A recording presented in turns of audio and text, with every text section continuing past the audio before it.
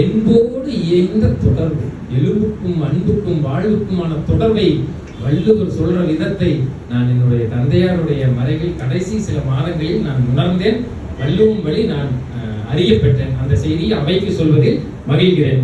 அடுத்தது, கண்டு கேட்டு உண்டு உயிர்த்து உற்றறியும் ஐம்புலனும் ஒன்றொடி கண்ணே உல. சாய்பலை அண்ணன் சொன்னாரு.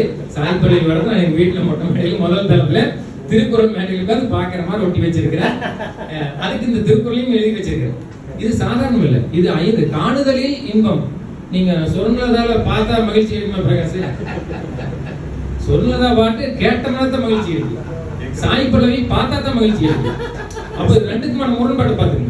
சாய் பல்லவி பார்த்தா மகிழ்ச்சி இருக்கு, சொன்னதால கேட்டா தான் மகிழ்ச்சி இருக்கு. ஆனா 5 புலனுக்கும் மகிழ்ச்சியை தரக்கூடிய ஒரே ஒரு ஒளி மிகுந்த பெண்ணுடைய மனதிடமே என்னுடைய மனம் சிறைவிட்டு கிடக்கிறது என்ற அற்புதமான திருக்குறளை, அனுபவித்த திருக்குறளை வள்ளுவர் காமத்துப்பாலில் வச்சிருக்கிறார். அதே வள்ளுவர் செவி, சுவை, ஒளி, ஊறு, ஓசை, நாற்றம் என்று 5 வகை தெரிவான்கண்ணே உலகும்பர். 5 வகை வேற, அந்த 5 வகை அனுபவித்தல் வகை, இந்த 5 வகை வேற.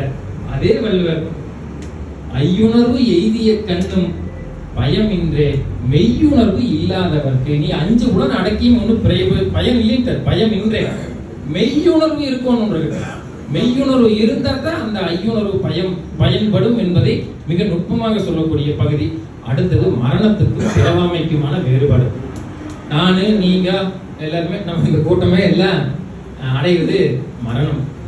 அது யாருக்காவது சந்தேகம் இருக்குதா? யாராவது பிறவாமையை நோக்கி பயணத்தில் இருக்கிறீங்களா? ஒருத்தரும் கிடையாது. எனக்கு நாம் அடைவது மரணம். பிறவாமைன்னு என்னன்னு தெரியுமா? வள்ளுவர் வழியிலேயே சொல்றேன். பற்றற்ற கண்ணே பிறப்பு அறுக்கும். இன்னும் தமிழ் மொழியில மிக அற்புதமான பாட்டு, தென்மதுரை வைகை நதி. அதுல கேட்டீங்கன்னா தெரியும். தேய்கின்றது காதல் நிலா, தேயாதது ஆசை நிலா. அவ்வளவுதான். இந்த ஆசையை எப்போ நம்ம அறுக்கிறோமோ, தேயாத நிலா, தேயாத நிலாவை எப்போ நம்ம அறுக்கிறோமோ அப்போ எது கிடைக்கும்? பிறவாமை கிடைக்கும்.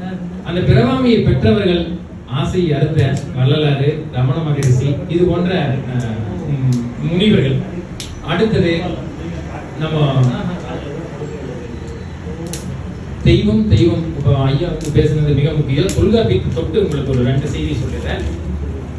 தொல்காப்பியம் தெய்வத்தை 10ஓட 11 தான் வச்சுக்குது. அந்த செய்தியை நீங்க எத்தனை பேர் அறிஞ்சுக்கிறீங்கன்னு தெரியல. முதற் பொருள், கருப்பொருள், உரிப்பொருள், 3 பொருள்கள் இருக்கு. அதுல முதற் பொருளா வைக்கிறது கடவுள் வைக்கல தொல்காப்பியம்.